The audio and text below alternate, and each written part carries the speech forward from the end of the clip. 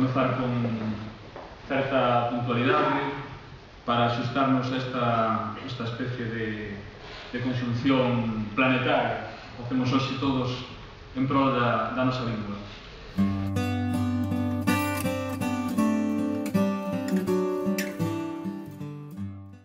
Prolingua é unha plataforma creada por persoas de moi diversa ideoloxía e profesión que ten como obxectivos exclusivos a promoción do galego como lingua propia de Galicia.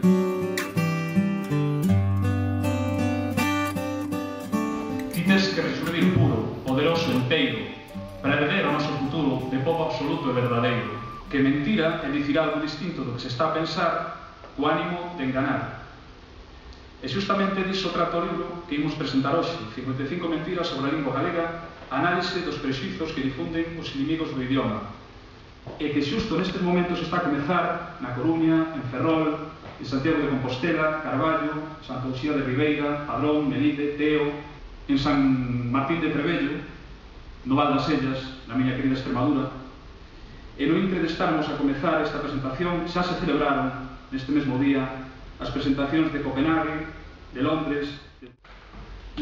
O libro consta dun limiar no que se fala da súa utilidade para desenmascarar os negacionistas. Como dicíamos, un prexuízo é unha idea preconcebida que ten a súa orixe nun erro, deliberado ou non, na categorización da realidade. O privilexiado, instalado nunha posición dominante, deféndese adoptando agora o papel de víctima. Defende a desigualdade e a injustiza social, vai recorrer con moita frecuencia os termos liberdade, democrático, dereitos, igualdade, apropiándose deles e manipulándoos para defender a súa tradicional dominación.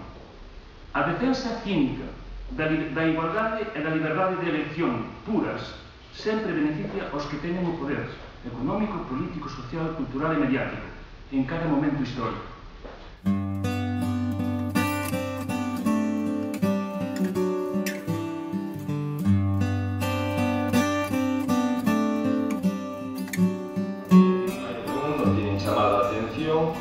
Por esta falta de consideración horrible para os falantes do castelán, cando, curiosamente, ninguén fai o mesmo co falante de castelán, que na práctica totalidade dos casos había ser quen de pasar facilmente de idioma, que realmente non son un neofalante, sino un restaurador da lingua dos meus avós.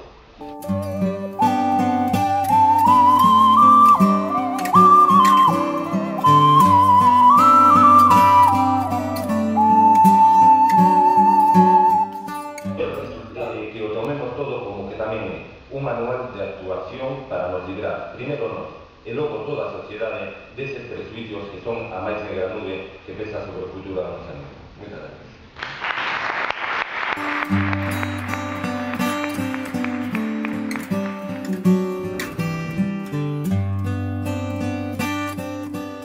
Significativo porque implica que na actualidade, cando a nosa lingua está a sufrir un dos peores ataques que ten padecido desde que se instaurou a democracia, perpetrado ademais polo goberno galego, que debería ser condicionante.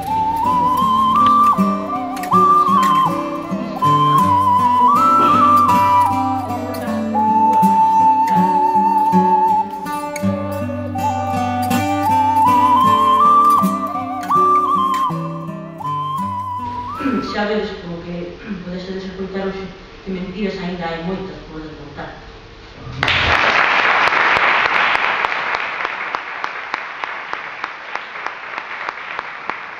Entón, claro, as rapazas preguntabanlle: ti por que decidiches escoller como lingua o galego? E contestaba Anxo Rei de unha maneira que a mí me deixa, cada vez que o leo, deixa moi... Dicía, non o escollín, realmente o galego foi o meu idioma, o idioma no que me criei, no que os meus pais me falaban, co que sempre me desenvolvín, no que soño. A reivindicación e a defensa da nosa lingua, pois arroutada e emoción. Moitas grazas.